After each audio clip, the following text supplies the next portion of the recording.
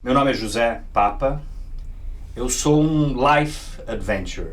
Eu acho que mais do que falar de carreira, falar de sucesso ou não, ou insucessos, etc., a gente tem que falar de vida.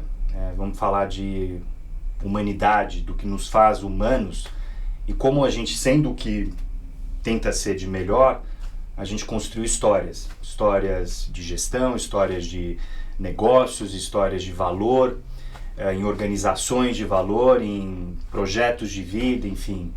Eu acho que a oportunidade de ter uma plataforma como a Blast You agora no Brasil é única. Eu sou, obviamente, bastante enviesado, porque meu último projeto foi Cannes Lions, que é a principal plataforma de criatividade do mundo. E isso faltava no Brasil, faltava essa pegada de inovação, de tecnologia, de visão, de futuro. E é muito legal que esse grupo maravilhoso aí de empreendedores que teve essa visão, essa ideia, Kelly, Magui, porque e a paixão que elas têm no olho me dá a segurança que o momento é o certo, que a plataforma é a certa. E, enfim, eu tô honrado aqui, privilegiado da gente falar sobre experiências de vida, uma conversa informal, mas agora eu vou apresentar quem eu tenho o privilégio de ter aqui ao meu lado.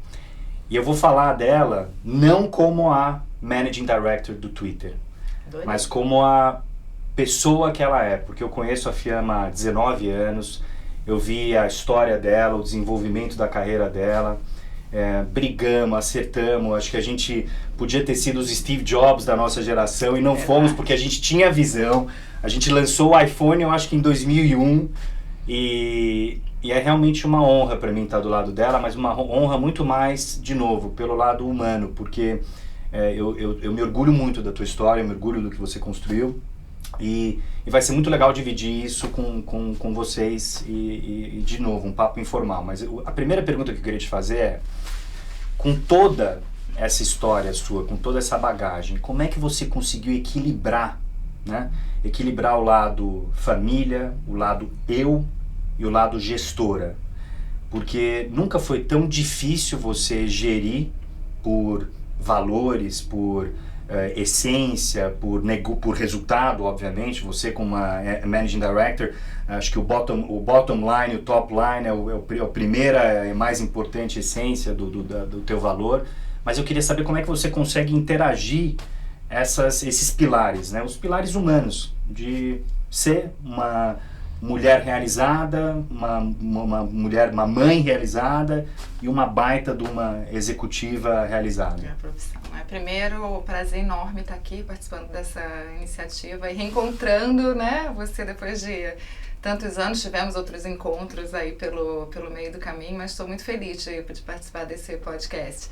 E adorei o tema, né? Falar sobre humanidade, para mim é sensacional, porque eu me considero uma líder, né? Eu sempre tive a humanidade sempre marcou o meu estilo de liderança. Eu fico muito feliz de hoje poder dar vazão a isso dentro do Twitter, porque me permite. Você precisa ter uma empresa também que te dê espaço para isso. E como é que eu equilibro, né? A primeira coisa, você tem que amar o que você faz, né? Principalmente, eu resolvi ser uma mãe que trabalhava fora. Então isso eu sempre tive muito claro na minha vida. Eu acho que essa clareza, a primeira coisa, essa clareza, saber que eu sou uma melhor mulher trabalhando, uma melhor pessoa trabalhando, uma melhor mãe trabalhando, e deixar isso muito claro, né, para minha família, para os meus filhos, isso sempre me ajudou muito.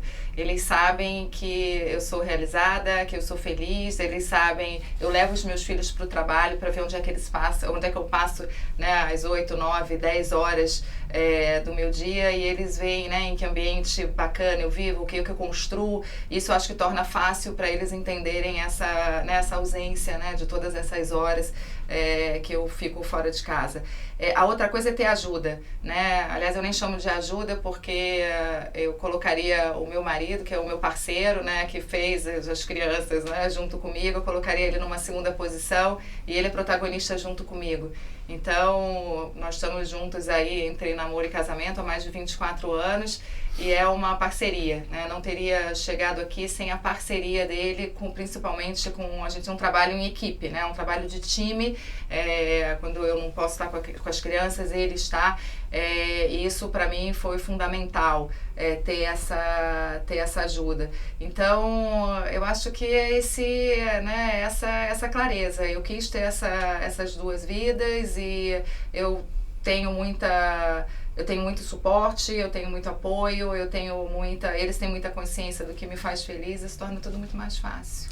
E o eu, quer dizer, aquele espaço que você dedica para você ser uma melhor pessoa, uma melhor gestora, uma melhor líder. Verdade. Como é que você ocupa esse espaço? Como é que você dedica esse mind space para esse tipo de... Isso é super importante, que é um terceiro pilar aí, que são os seus momentos, né? O momento onde você se equilibra, e eu preciso muito disso. Eu descobri há alguns anos, há 1 ano e meio, 2 anos, a meditação, que é uma coisa que tem me equilibrado bastante.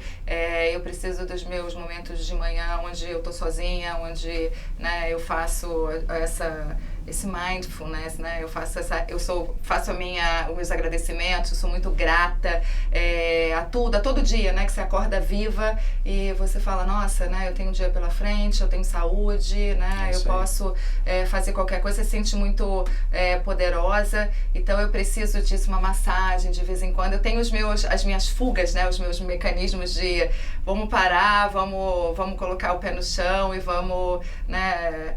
Ter consciência do que você está fazendo, ter consciência do que você está realizando. Isso é muito importante, senão você entra num piloto automático e você não consegue dar valor, né, às pequenas coisas. E eu tenho esse momento, e esse momento geralmente é pela manhã ou muito tarde, eu sou bem notívaga, mas é quando eu preciso ficar sozinha, e é muito bacana, porque assim, a minha família também, ela respeita muito esse meu espaço, né, agora é o espaço da mamãe, né, se equilibrar e ficar sozinha. Então eu faço muito, a meditação é uma coisa que tem me ajudado bastante. E gratidão, né, eu sou sempre muito grata, eu tento todo dia agradecer por tudo que eu conquistei, por tudo.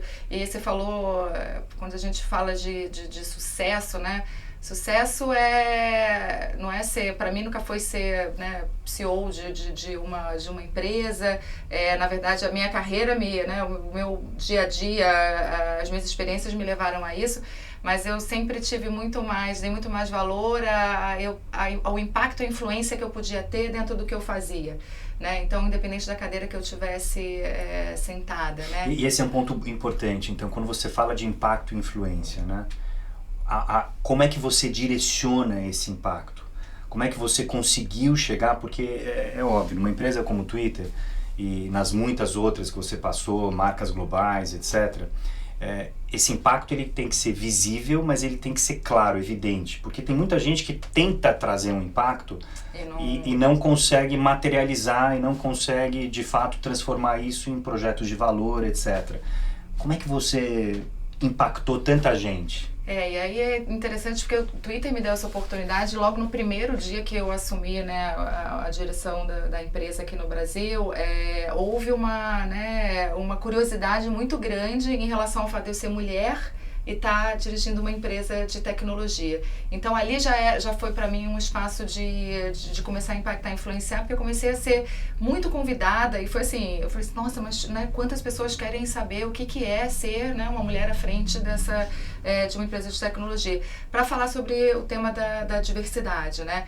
E isso foi eu comecei a fazer, eu acho que eu ainda não tinha noção, né, do impacto e da influência que eu tinha nas jovens líderes, e aí não só nas mulheres, mas também em como é que os homens estão vendo esse movimento, né? E você ter centenas de pessoas, centenas de mulheres te ouvindo e às vezes até emocionadas, vindo te abraçar no final de uma palestra para você mostrar que você pode, né, chegar a uma liderança ou sucesso, ou o que quer que sucesso represente para você, equilibrando a vida pessoal, a vida profissional, sem abrir mão dos seus valores, tendo uma liderança humana. Então esse espaço de fala me possibilitou ter esse impacto, né? Então hoje eu vejo com muita, você sabe, né, bem o que é uma rotina de uma executiva, mas eu procuro abrir a minha agenda sempre que eu posso para poder falar sobre esse tema, principalmente trabalhando numa plataforma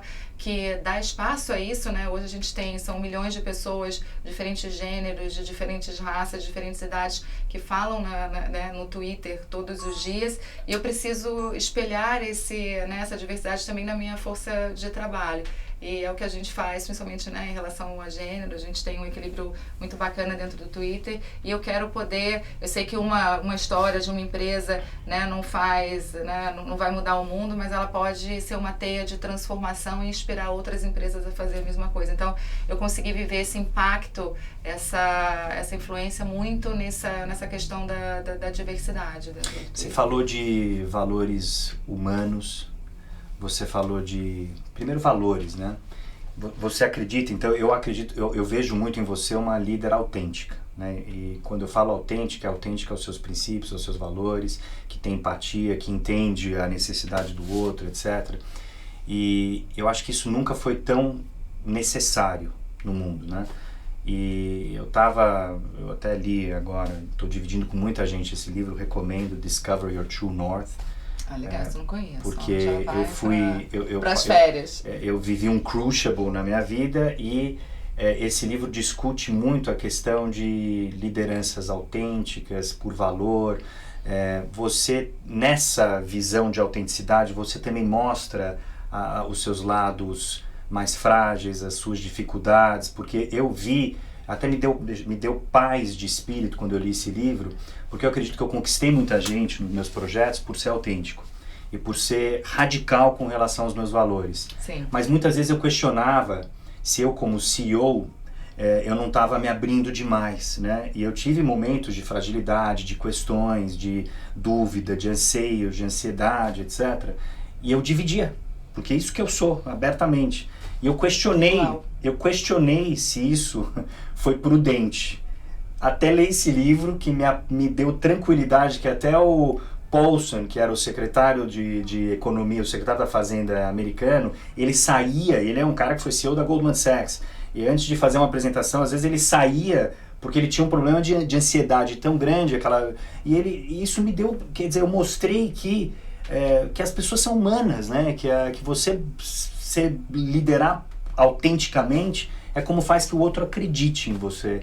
Como é que você vê isso no seu dia a dia? Essa, né? Para mim, é a parte mais linda da liderança. Outro dia eu estava participando de um evento na Fundação Estudar, e aí eu estava sendo entrevistada por estudantes, né? E ele me perguntou skills que você conseguia desenvolver, né, na sua vida profissional, e outros que seriam mais complicados, né? E eu respondi, cara, integridade, né? E a integridade, ela passa por diferentes aspectos, mas um deles é você viver, né, de acordo com os seus valores, os seus princípios, e mesmo em momentos de muita pressão, né, de muita apreensão, você não abrir mão desses valores, você estar a empatia, mas a empatia onde você escuta o outro, mas você quer escutar, né? Você está ali não para escutar e mudar a opinião, né, da outra pessoa, mas para você efetivamente entender. E essa liderança, ela consome, né? Esse foi o estilo de liderança que eu decidi ter ao longo da minha vida.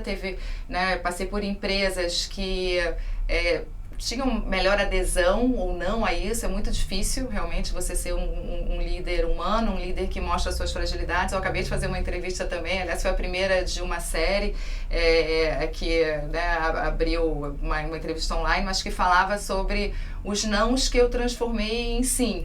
E eu recebi várias mensagens falando assim, nossa, que coragem de você falar disso, de você falar que você foi promovida grávida, né, e o seu chefe não sabia que você estava grávida, e você perguntou para ele se ele não queria rever a posição, né? Coisa que hoje, com a agenda que eu tenho de diversidade, com tudo que eu defendo, eu jamais faria, mas tive esse momento, né, de perguntar, você quer rever essa posição? Você não sabia que eu estava grávida? Então, contei histórias que são histórias muito humanas, porque, né, porque as pessoas querem saber cada vez mais quem é essa pessoa atrás desse líder, quem é essa cidadã, quem é essa mãe, porque as coisas não estão separadas, né? Pelo contrário. É tudo, a gente, durante muito tempo, não, isso não é pessoal, isso não é profissional, isso não existe. Não existe. Eu faço parte de um grupo global chamado YPO, em Londres. e todo mês a gente se encontra, né?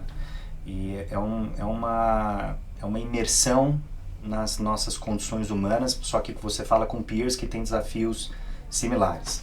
Mas você começa a sessão fazendo essa intersecção, né, do lado pessoal, você, família e trabalho, porque um não funciona sem o outro. A gente analisa sempre, todo mês, esse tripé, né, de como você está com você mesmo, com a sua família e com o seu trabalho, porque eles são simbioticamente correlacionados, né? Não dá E esse é o segredo, eu acho, da estabilidade de um líder, né?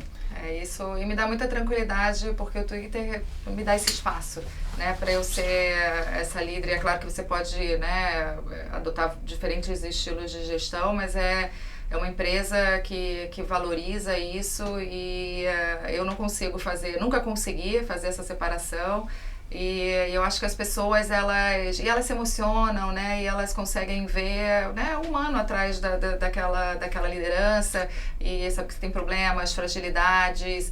É muito interessante, apesar, e ao mesmo tempo você se sente, ontem a gente teve a nossa festa de final de ano e eu estava conversando sobre isso, e ao mesmo tempo você se sente muito observada, né, eu me sinto como a comandante de a chefe de tripulação dentro de um avião, né, que quando as pessoas estão sempre te olhando, né, se você, né, tá sorrindo, é hora, não, tá tudo tranquilo, né, se o avião começa a balançar, elas também estão te olhando para ver o que você passa, se você tá com medo. E eu acho que quanto mais humanidade você trouxer para essa liderança, eu acho que a humanidade traz transparência e traz muita confiança. Olha, isso eu posso até te dar um exemplo pessoal meu. Eu vivi os últimos 2 anos, foram os anos mais desafiadores da história de Cannes Lions, não pelo evento em si, pela plataforma, mas pela indústria como um todo, né? Eu acho que a gente tem visto tudo que tem acontecido na indústria de comunicação em geral. O Twitter é um grande parceiro de Cannes, né? Você sabe. E o desafio é enorme, mas a forma com que eu lidei, eu cheguei no momento de maior desafio, mas essa autenticidade e você passar essa energia de acreditar, um belief system, é fundamental, porque as pessoas, elas se alimentam disso, né? Mesmo que isso acaba colocando bastante peso nas costas do líder, mas essa é a função do líder, né?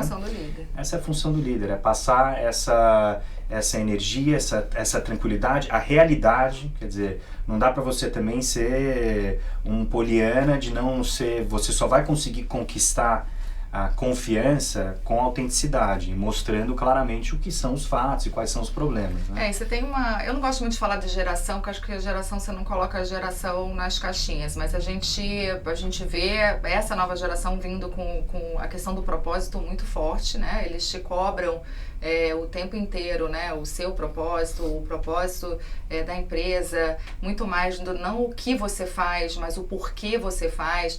Então, isso é muito bacana, né? Eles me desafiam o tempo inteiro. Eu faço no Twitter uma mentoria reversa, que eu acho que eu vou levar para minha vida, independente da empresa que eu for, que é fazer essa troca, né? Essa troca geracional, entender como é que eles estão pensando a vida, o que eles estão fazendo, e eles entenderem como é que é né? Como é que é a minha visão. Isso gera o que eu chamo de empatia, né, geracional. É você se colocar no lugar, entender por que eles querem tanto propósito, porque outro dia eu estava conversando com uma executiva e ela falando, Fiamma, as pessoas, né, eles não querem mais vender o shampoo, o condicionador, eles querem vender tudo que está por trás, né, da empresa, que é o fato da gente não fazer teste em animais, que é o fato da gente incentivar a entrada de mulheres na ciência. Então tudo isso está tão misturado, e se você, né, não descer do pedestal da liderança e entender esses valores, entender essa humanidade, você não lidera hoje. É muito complicado. E você, até pelo que você é, pela tua essência, você precisa trabalhar, e essa questão da integridade que você falou, os seus valores têm que estar, obviamente, muito alinhados com a organização. Agora, quando a gente fala de organizações que são tão visíveis, com marcas tão relevantes, etc., o caso do Twitter, aí eu vivo o meu caso também em Cannes Lions, que a gente tinha a obrigação, meio que você vira o pilar e a obrigação de ser um representante global de diversidade, de women empowerment, etc. E você tem que ter isso muito claramente na sua... Como é que você lida com essa responsabilidade, né, de saber que aquela plataforma, além de íntegra, né, ela tem que refletir os valores que a sociedade meio que demandam, né? É um negócio difícil. E é 24/7, né? E muda a todo momento. É uma responsabilidade enorme você estar à frente dessa... né, principalmente uma plataforma social, mas eu tenho muita segurança no que a gente está fazendo, né, e muita, é claro que a evolução é contínua, né, você tá sempre trabalhando questões muito delicadas, mas quando você vê, principalmente, né, o nosso CEO e a liderança da empresa, acredito que seriam pessoas tentando fazer a coisa certa todos os dias, né? E às vezes até você abrindo mão de receita para você poder trazer mais saúde, principalmente quando a gente está falando de uma plataforma que a gente serve as conversas públicas, né? Eu costumo dizer, a tecnologia ela é a moral, ela é o que a gente, né? É o que a gente faz dela. Então eu vejo que a gente tenta trazer cada vez mais civilidade, mais saúde para essas conversas, mais saúde para essa sociedade. Isso é uma responsabilidade enorme, você tem que ter muita confiança no que está sendo feito, e eu tenho. Então eu consigo passar isso com muita tranquilidade, porque é o que eu vivo dentro da empresa e é o que eu tento. Difícil você estar, né, num escritório de vendas no Brasil e tendo que cascatear isso para a sua empresa, né, para os seus funcionários, as pessoas olharem e acreditarem na missão do Twitter, que é, né, ser essa empresa onde as pessoas criam ideias, informações e compartilham isso de forma livre, né, aberta, conversacional. Então e isso está um pouco, eu ia te fazer agora uma pergunta mais com relação ao futuro, né? Então, como você vê o futuro das relações humanas, o futuro de gestão, o futuro de liderança, o futuro das plataformas, você acha que com o papel até que o Twitter tem global, como é que isso vai interagir com o próprio futuro da forma, do modelo de gestão organizacional que vai ser definido para os anos aqui adiante?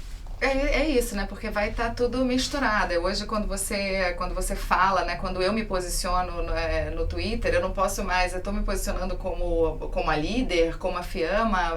Vai ser tudo muito misturado, como já está, né, Zé? Então, assim, por isso que eu acho que cada vez mais a questão da integridade, né? A questão do walk the talk, das coisas que você fala dentro da empresa, das coisas que você fala dentro de casa, das coisas que você fala quando você está dentro do evento, vai estar tudo tão misturado que, para mim, esse é o futuro. É o que a gente já está vivendo. O que a gente está tentando fazer no Twitter é fazer com que ele seja esse lugar onde essas conversas acontecem, mas onde as pessoas conseguem ver isso, é muito importante, né? Conseguem ver as diferentes perspectivas, as diferentes opiniões em torno do mesmo acontecimento, porque a gente tende, né, a ouvir e tende a ficar dentro das bolhas que a gente se sente mais confortável, e eu acho que isso passa também, né, esse futuro passa por a gente sair dessas bolhas e ter lugares onde, arenas públicas como a gente tem hoje com o Twitter, onde a gente discute, a gente muda de opinião e a gente ouve, né, não só um espaço de fala, mas é um espaço de diálogo.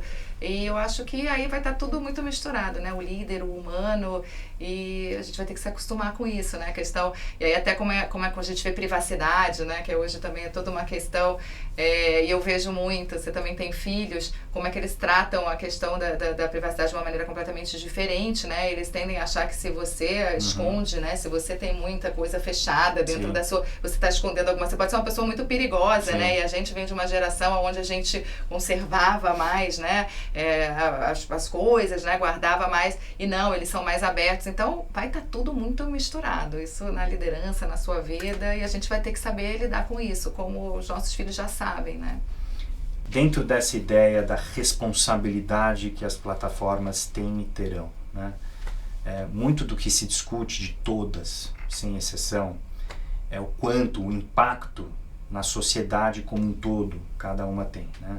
Então, desde do Mark Zuckerberg falando agora na Europa, desde do que estão discutindo agora com relação a Google, com Twitter, etc. A gente sabe os movimentos de evolução da sociedade, movimentos políticos, influência na democracia, político-econômica, etc. Qual que é a tua visão? Porque é uma linha bastante tênue, né? É uma linha tênue e perigosa, quer dizer, quando você fala de um projeto de mídia, de valor, gestão com marcas, etc., comunidade, criação da plataforma, mas tem um lado que eu diria, longe de ser obscuro, é um lado mágico até dessas plataformas, mas que tem tem a sua obscuridade, porque você perde o controle de quem manipula aquilo, né? Qual que é a tua opinião sobre...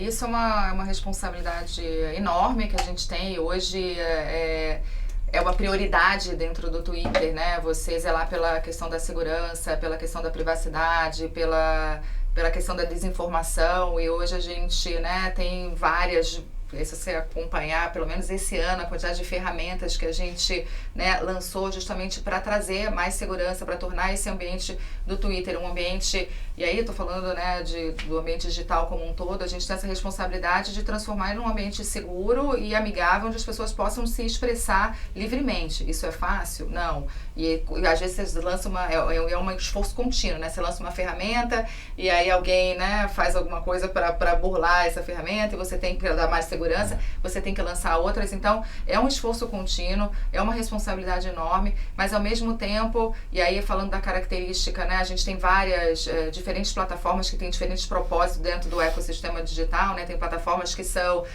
mais olhe para mim, né? Olhe para o que eu tô comendo, para minha viagem, né? Para o cachorrinho da minha filha. E o Twitter que olhe para isso, olhe o que está acontecendo no mundo, olhe o que está acontecendo na economia, na política, olhe os movimentos sociais.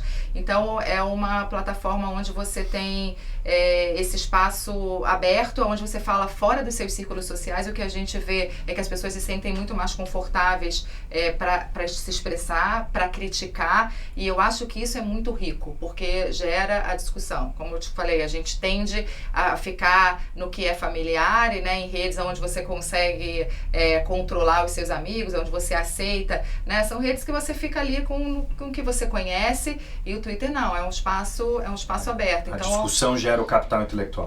Exatamente, a discussão gera o capital intelectual, você se depara com você se confronta com muita opinião diferente da sua, dada de uma forma, né, às vezes são opiniões muito fortes, que você tem que entrar, que você tem que discutir, e que se você tiver, né, humildade, maturidade, acrescentam ao teu repertório profissional, pessoal, e te fazem evoluir. Eu acho que é isso que a gente tem que batalhar, e nunca...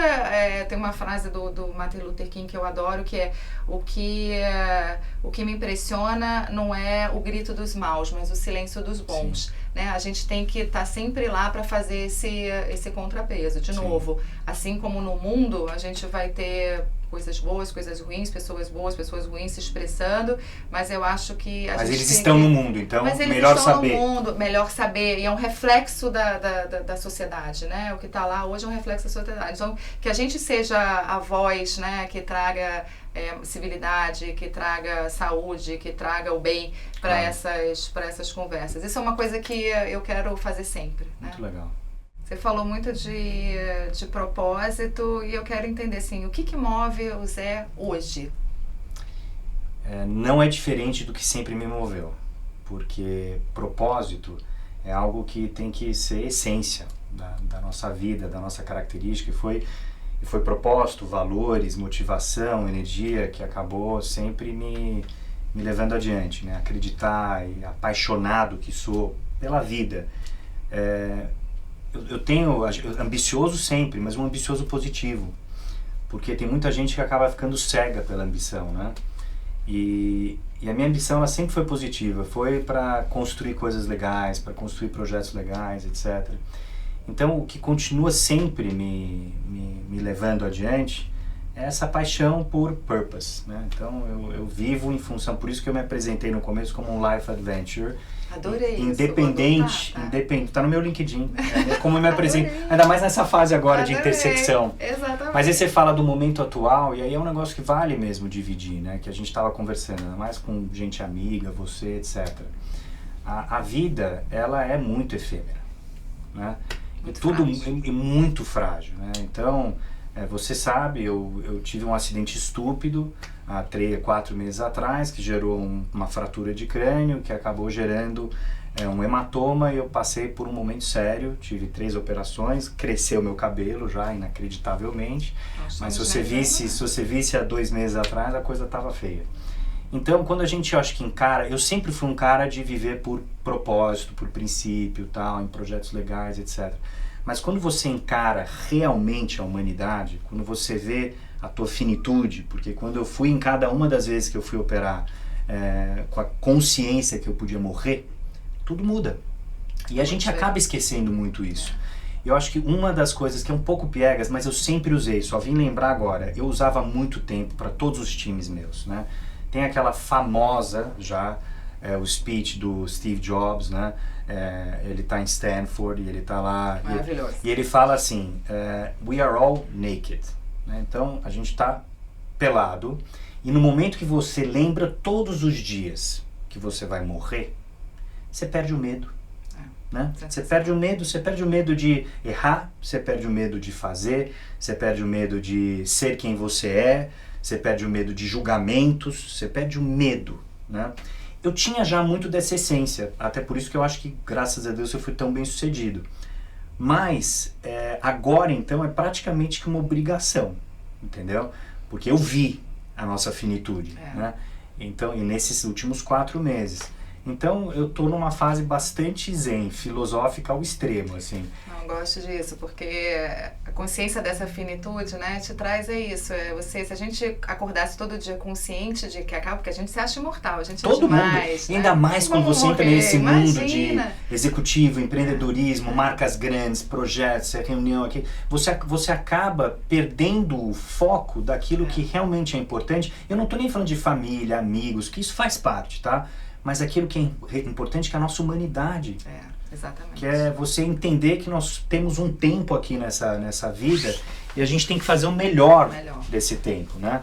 Acho que é o legado, né? Eu acho que uma coisa me perguntaram também, não é que ninguém te tira, é o legado, é a história que você deixa, né? E se a gente acordasse com essa consciência de finitude, eu acho que a gente arriscaria mais, a gente faria mais o bem, né? Mas a gente, principalmente quando você entra nesse looping, né, profissional, que você tem muito poder, né? Você imagina, né, o que a gente, né, tem nas mãos e você não deixar isso, né, você perder. Por isso você tem que, todo dia eu tô lá na minha meditação, volta pra cá, né? Sim. Isso é muito importante.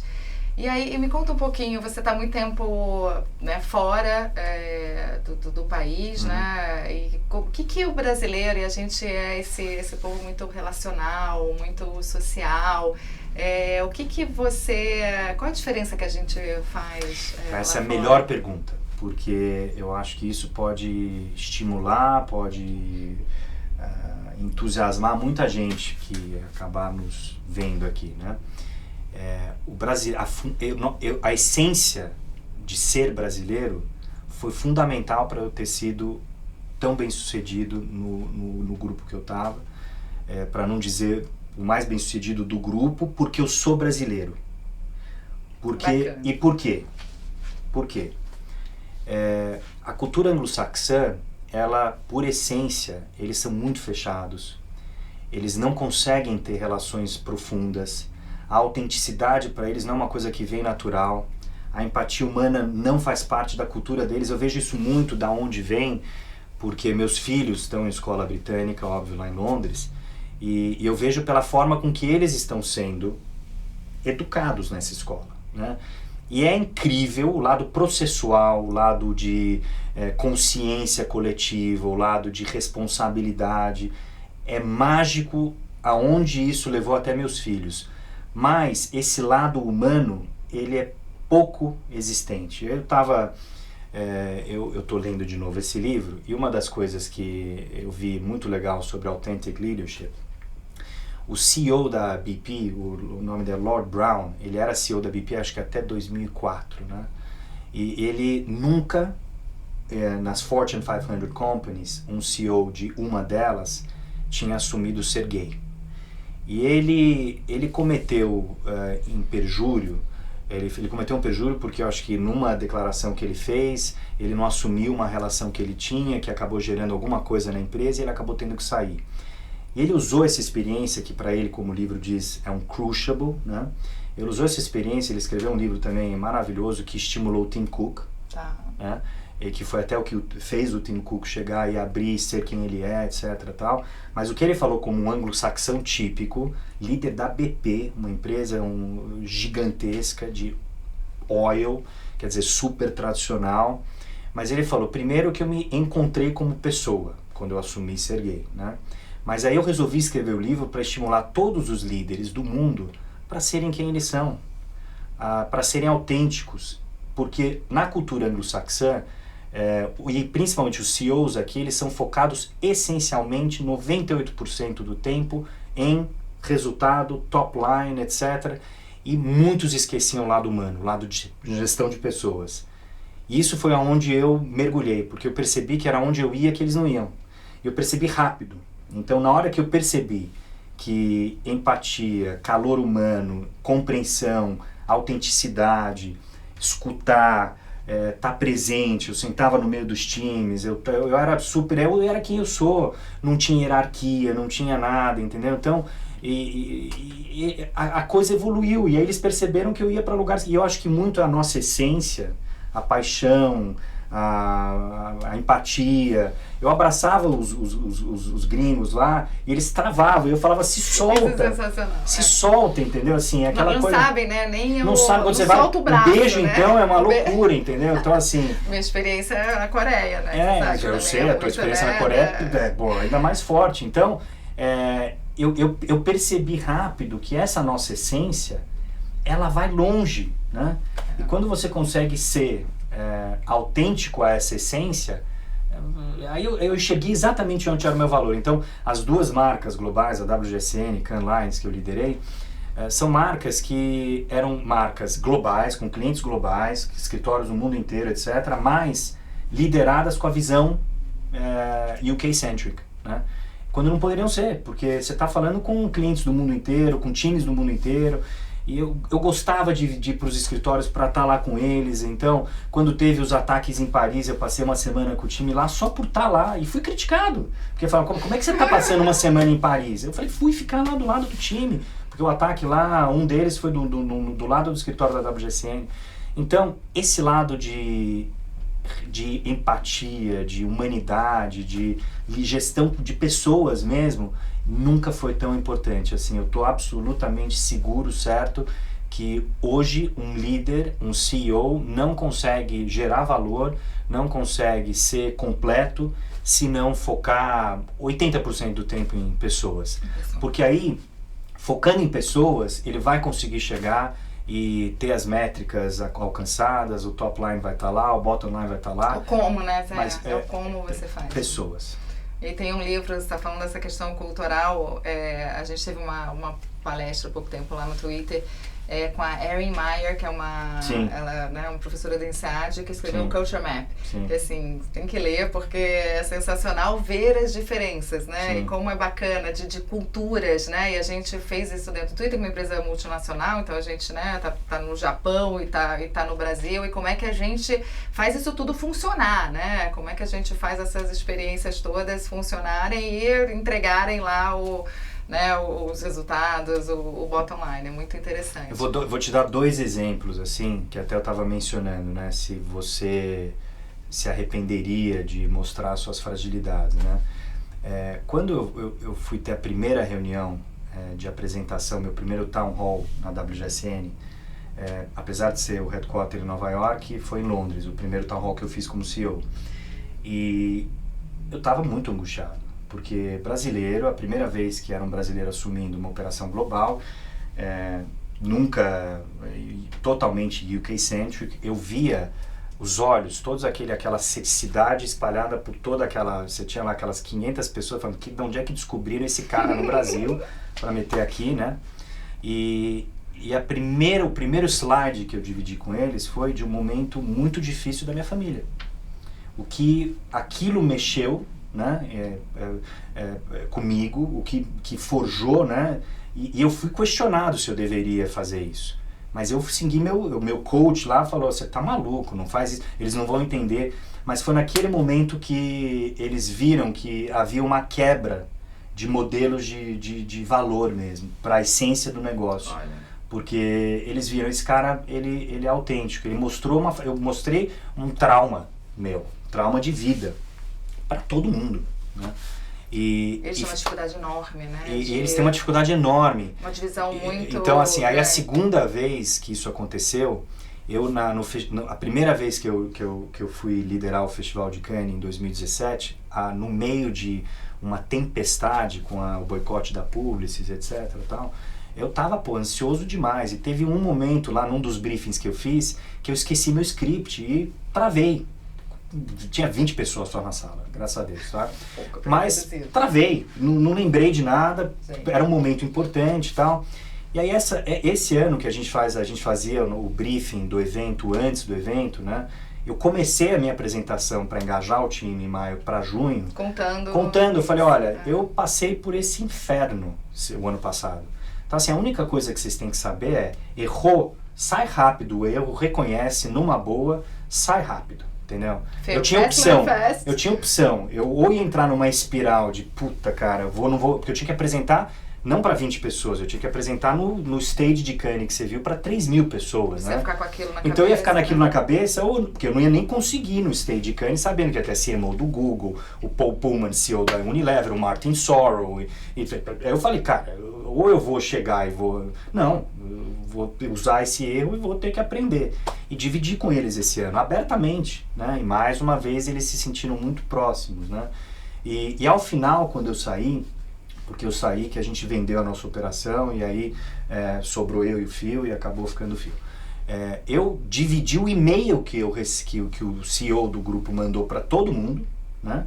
Eu postei no LinkedIn o e-mail. Sensacional.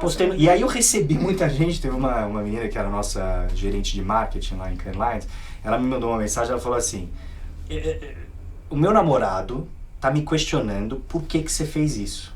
Britânica, né? Por que você fez isso? Porque geralmente as pessoas escondem. Pô, eu saí porque a gente vendeu a operação, não podia ter eu e o Phil junto, não podia ter dois CEOs, né? Então saí, ok. E eu falei, eu tenho muito orgulho do que eu fiz, muito orgulho da minha história. E por que eu vou falar que vou focar na família? Não, tivemos que tomar decisão. E foi tomada, mas essa é a história, tá aqui o e-mail, ponto. E então eu acho que essa questão dos valores, da autenticidade, ela é crucial. É muito importante a gente mostrar isso, né? Porque as pessoas tendem, a gente só compartilha o bem, né? É só a foto sorrindo, só... No mundo como atual, todo mundo acha o jeito quando a pessoa quer mostrar só o lado. Não. Por isso que eu começo falando, eu tô tirando de tudo isso, que são cruciables, que eu tô lendo nesse livro, depois de ter também operado a cabeça 3 vezes e tal, como fazer disso algo muito bom. Né? Como fazer de tudo isso, que eu tiro. Então assim, tava comentando aqui, me perguntavam, mas quais são os teus projetos agora? Olha, tem 2 que eu tô super entusiasmado. Já fez a outra pergunta. Então, eu tô 2 que eu tô super entusiasmado, assim, que tá eu fiquei 1 mês no hospital, tive alta, me inscrevi na Maratona de Chicago e comecei a treinar 2 semanas depois, entendeu? E eu, quando eu tava no hospital, eu falei, eu nunca mais vou voltar a ser normal. Eu sou um apaixonado pela vida, né?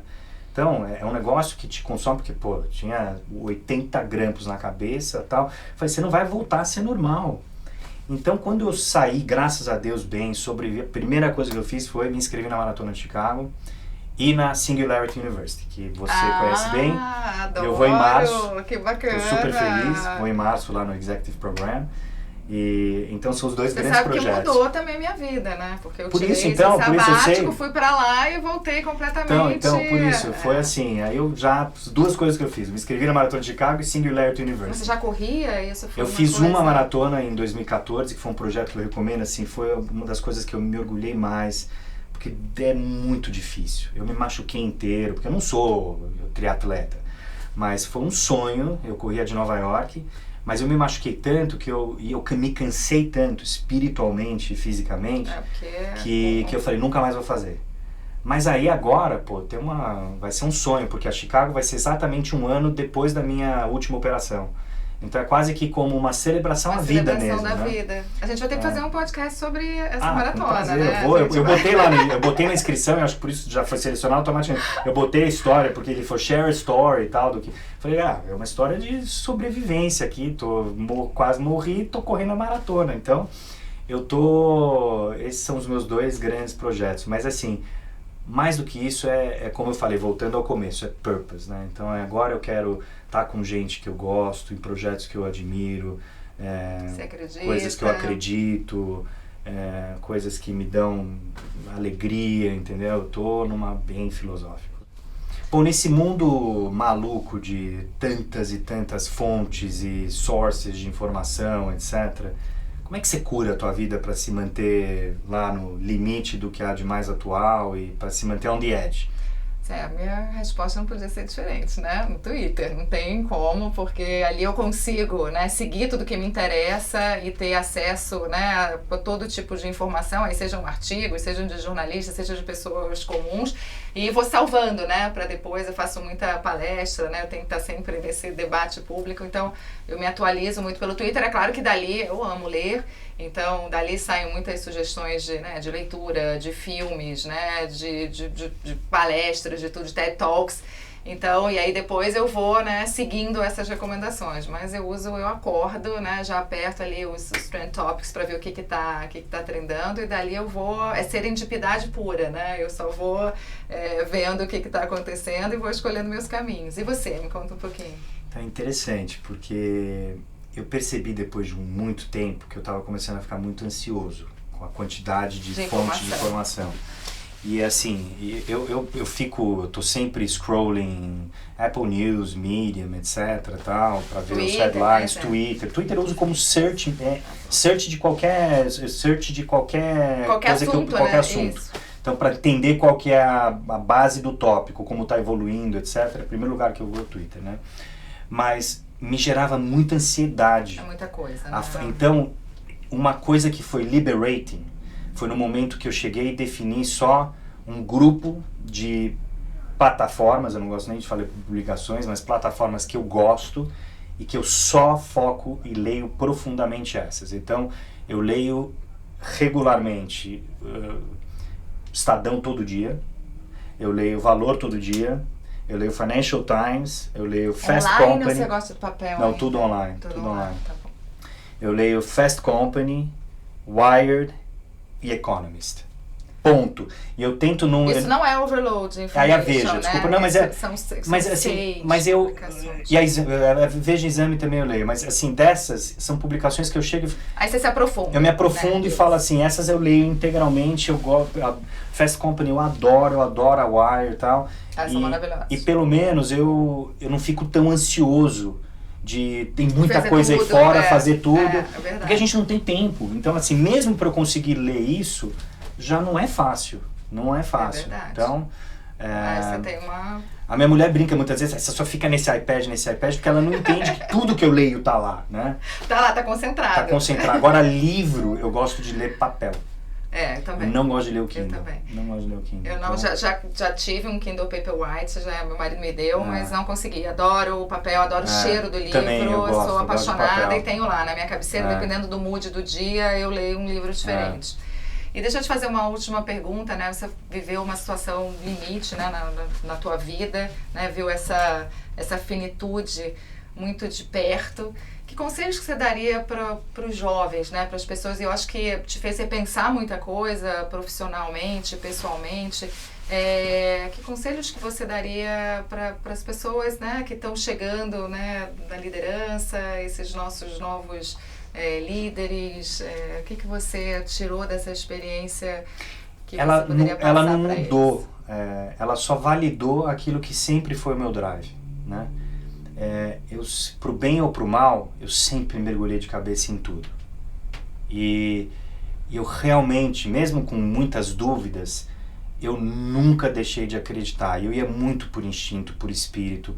Eu corria atrás de muita coisa, eu me expunha. Eu acreditava no coração mesmo. Então, mesmo.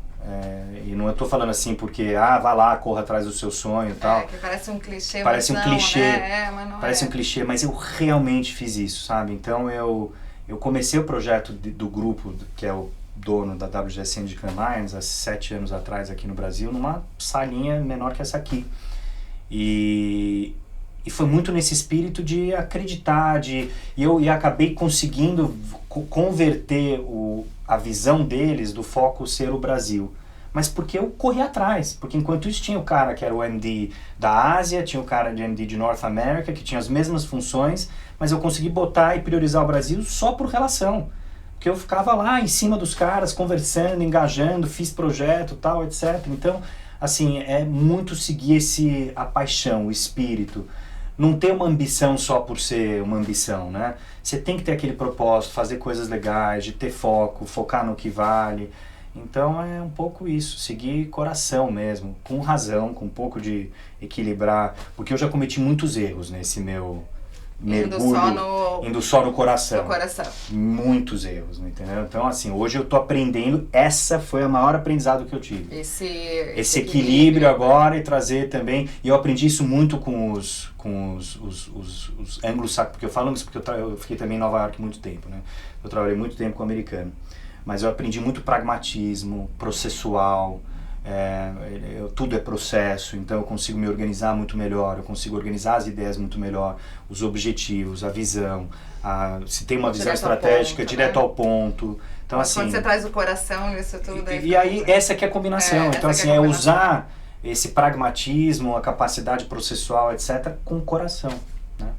Muito bom, Zé. Adorei te rever depois de tanto prazer tempo e ter esse papo maravilhoso. Prazer enorme.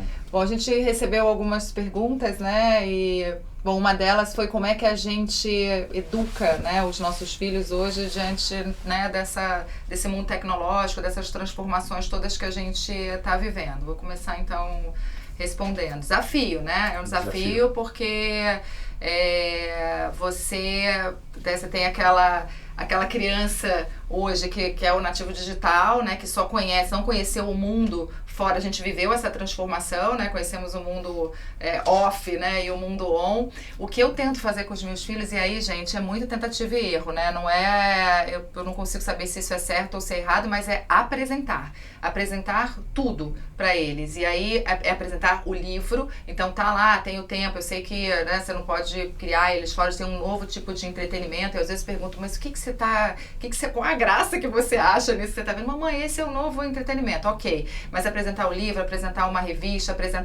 tentar desenvolver esse pensamento crítico, apresentando o mundo, fazendo com que meus filhos passem tempo suficiente no mundo. E aí o mundo não está restrito a uma tela de iPad, de smartphone. Isso é tirar eles de casa mesmo, é levar para o cinema, é entrar numa livraria, é dar livro, é ler junto, é fazer escrever. Não sei se isso está certo ou se está errado, mas eu acho que é apresentar o que hoje existe fora daquela tela, né, de computador. Então é viver essas diferentes experiências. Aí, dando um exemplo, a minha filha, por exemplo, eu falei, filha, tem robótica, sempre muito ligada na tecnologia, e eu tento controlar um pouco esse meu cacuete. Você vai fazer essa aula de robótica e tal, e mamãe queria tanto, super bacana, programar. Aí ela voltou, mamãe, me matriculei. Aí eu falei, na aula de robótica? Ela não, na aula de pintura. Então eu tenho mais de 30 quadros pintados pela minha filha dentro de casa, porque, né, ela se propôs a fazer uma coisa diferente e eu apoiei. Eu falo, ótimo, porque isso vai te dar, é uma atividade completamente diferente, né, estimula a criatividade, dá uma tranquilidade. Então acho que é apresentar as diferentes formas de artes e de informação e por aí vai. E você, Bom, Zé? Eu complemento demais tudo que você falou. Eu primeiro acho que o conceito digital, eu não gosto nem de usar mais a palavra, tá? Eu até verdade. Nos últimos, na WGSN canais, eu agora, com os problemas de cânia, etc., era muito questionado. Cânia, o evento está virando um evento digital. Eu falei, óbvio, como se fosse uma crítica, né? Mas digital não existe mais, digital é tudo, faz parte da nossa vida. Então, eu acho que aquela preocupação que a gente tem, será que eles estão muito tempo no iPad, muito tempo? É a consciência de saber que o mundo digital faz parte da nossa vida, é algo que é tão comum como as relações que a gente tem humanas, conversas, etc. Agora, você falou uma coisa muito poderosa, que é apresentar, você como pai, ter a responsabilidade como pais, ter a responsabilidade de apresentar todas as experiências que estão lá fora. Então, eu tive, graças a Deus, o privilégio de morando em Londres, viajar bastante geograficamente, mesmo que eles reclamassem, fui para Praga, eles reclamavam pra diabo. E vai reclamando mesmo. Vão reclamar, vai reclamando e vai lembrar. E vai lembrar, e vai ter fica, e né? alguma coisa fica, tal, porque algumas referências de história que eles estão apresentando, eles fazem, reclamaram em Roma pra diabo, reclamaram em Madrid pra diabo, mas sempre tem, a exposição vai guardando, joga lá fora, vai pra rua, brinca de... O meu filho vai todo sábado lá na escola de futebol, eu vou junto, eu que levo ele sábado de manhã. Então, é mostrar aquilo que tem. Mundo, é verdade. Mostrar o mundo, né? E mostrar que as relações, elas são muito mais importantes e muito mais poderosas quando elas são físicas, né? Acho que o pecado original do nosso novo mundo é que as relações, elas se desintegraram, as relações físicas, né? Então a gente tem que trazer isso um pouco, o conceito de troca olho no olho. Eu faço isso muito, então me irrita quando ficam me mandando por WhatsApp, que é o contrário. Hoje em dia é quase que uma ofensa se ligar para alguém. Exatamente. É uma ofensa, quer dizer, não, por que você não me mandou antes um WhatsApp para saber se eu posso falar? Não. A Flávia, minha mulher, eu bloqueei no WhatsApp, né? Eu não falo mais no WhatsApp, se quiser me liga. Eu falo. Você já está respondendo uma outra pergunta que a gente recebeu, que é como é que a gente traz esse também, né, com tanta tecnologia, com tanta possibilidade de se interagir através de equipamentos, como é que a gente traz essa questão do contato pessoal, né, do contato físico, né, para os nossos filhos, né, para os jovens. Como é que, eu acho que você já falou um pouquinho, mas é outra coisa que você tem que forçar também, né, porque muito. eu comecei a mandar perguntas para minha filha. Às vezes você está no meio de uma reunião, você manda um WhatsApp, aí ela, S, N? Não, eu falei, que é isso? Sim, não. Eu falei, não, sim, não. E aí vamos, mas eu acho que a gente vive um pêndulo, né? Eu nunca escrevi tanto cartão de Natal como eu escrevi esse ano, né? Eu sinto que as pessoas estão começando... E o quão poderoso é isso? O quão poderoso é a letra da pessoa. A letra da pessoa, né? Então eles me viram escrevendo, essa coisa de pega e liga, não sabem resolver os problemas, né? Minha filha já está com 15 anos, então, né, tem as relações, mas mãe, mandou uma mensagem assim, mandou uma mensagem assim, ela falou, filha, nada substitui o olho no olho, você não consegue ver, né, a reação da pessoa através da mensagem. Então é o papel do pai, né? É você ensinar, é você dizer o que mas você como você bem falou, não é fácil. Não é fácil, então, não é e trivial. não temos a receita. E eu sempre peço, filha, se tiver que estar assim, acredita na mamãe. E às vezes eu faço algumas profecias com ela, olha, isso vai acontecer assim, aí ela vem, mamãe, realmente aconteceu. E você vai conquistando essa, né, a confiança deles, né? Mas você tem que apresentar, insistir, não pode desistir deles, exatamente, né?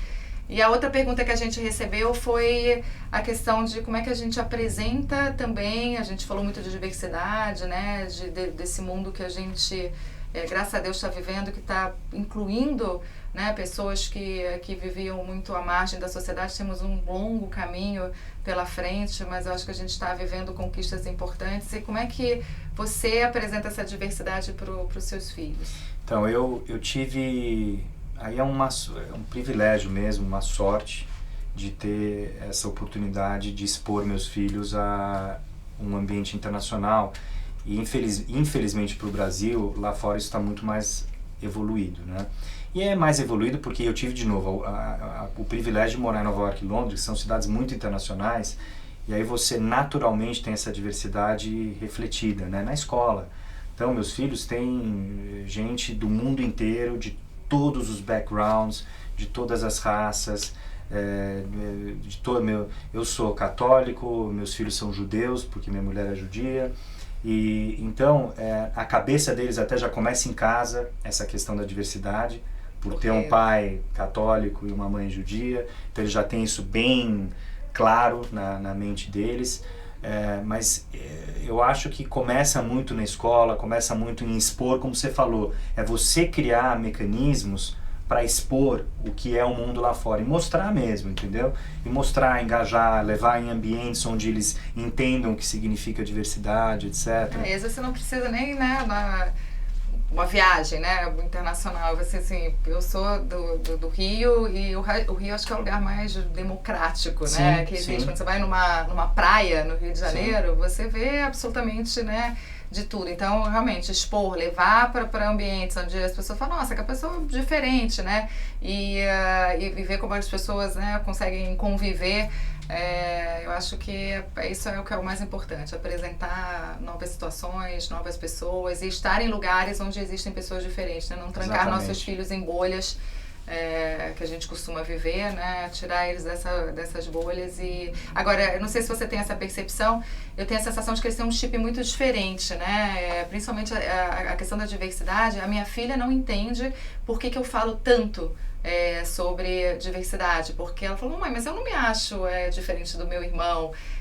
Eu acho que eles já têm um chip de... Você falou um ponto muito importante, assim, eu nunca vi neles nenhum sinal de compreensão o que é o conceito de diversidade, porque diversidade para eles é algo inerente. Inerente, exatamente. Totalmente inerente. Então, e aí, na escola deles, você tem todas as origens, você tem asiáticos, você tem Europa Oriental, Europa Ocidental, você tem africanos, muita gente, eles têm amigos do mundo inteiro, tem gente da escola deles da Nigéria, vai da Nigéria à Índia, à China, então, na cabeça deles, o mundo é diverso. É diverso. Então, já está inerente. Já foi um desafio muito maior, né, da nossa geração, Sim. do que da deles que tem, né, nasceram num mundo muito mais globalizado do que o nosso. Uma coisa muito legal nessa questão de diversidade, etc., eu vejo uma consciência isso é fresca, tá? Semana passada, a minha filha do meio é apaixonada por Barbie, né? E ela falou um negócio mágico, porque ela falou, a minha Barbie, ela é arquiteta, ela é fashionista e super-herói. Gente, olha. Então, eu vi que o conceito dela, ela falou, não tem limites pra Barbie dela. E quando a gente imagina a Barbie de 30 anos atrás, era uma Barbie bem limitada. Exatamente. E a Barbie dela, não, a Barbie dela ela é arquiteta, fashionista e super-heroína. E super-heroína. Então, já vem, né? E ela mostra onde ela vira super-heroína, tal, não sei o quê.